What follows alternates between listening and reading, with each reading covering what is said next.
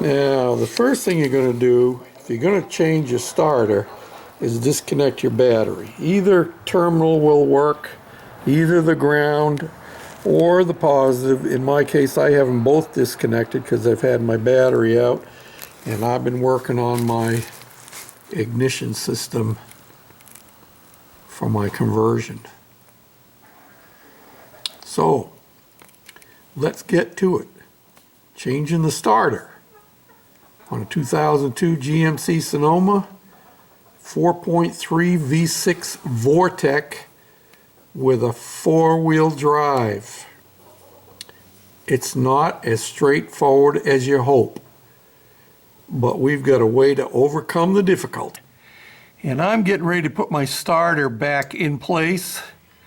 I didn't video taking it out because, well, I'll tell you what, it's a major project.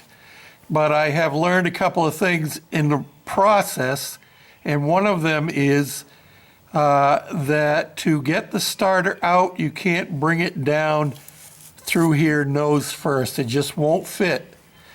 But if after you get your wires unhitched, you rotate the starter around so that the nose is up and you have your solenoid over here on this side, it will come down and come right out. According to the book and everybody else, you're going to pull the motor mounts and jack it all up. Well, and I was preparing to do that, but I decided there must be a better way. And there are two wires going to the starter, and the other tip I can give you is once you get your starter unbolted, if you slide it out of the transmission housing, you can rotate it enough so that the solenoid is pointing down. Now I'll show you what I mean. I'm going to put the starter up in there, and I don't think I can prop you up. Okay, you can see I'm putting my starter up in nose first, so it's backwards. And the solenoid is to your right as you're looking at it from underneath, and it goes right up in there. So now once I get it up in there, now I got to rotate it around and get it so the nose is pointing back where the back end is now. I'll do that and I'll show you what I mean. We're in tight quarters here. I'm working on the ground. Whoa, don't drop out of there. You can see right here, I have my solenoid pointing down, and you can see the wires are long enough with this starter upside down from where it has to go that you could actually get at it and put your wires back on. That's how I got them off, was taking them off with the starter rotated upside down like this. I'll hook them up, and then I'll rotate the starter and slide it into place and bolt it back in place, and we'll be done.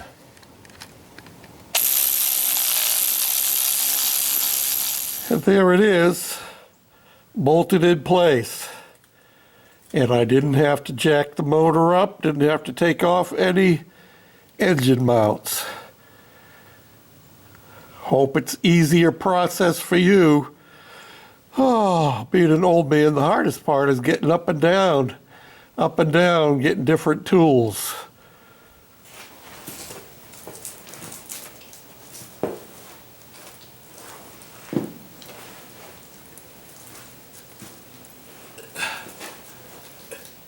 There you have it.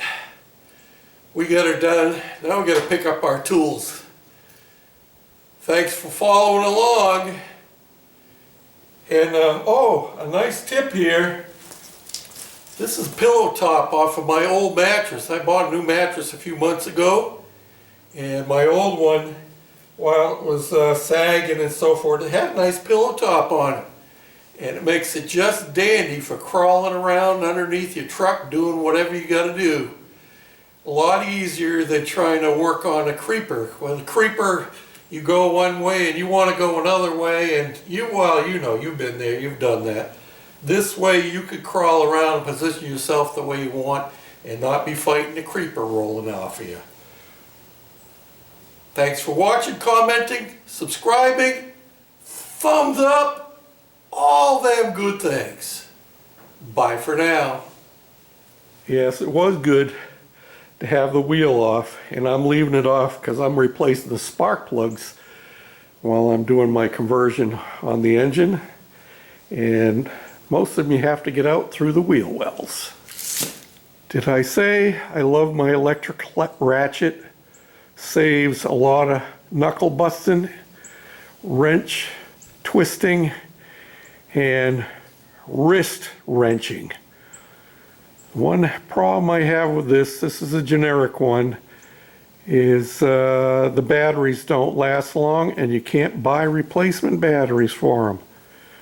Got to figure out a way to fix these batteries just by replacing the cells inside.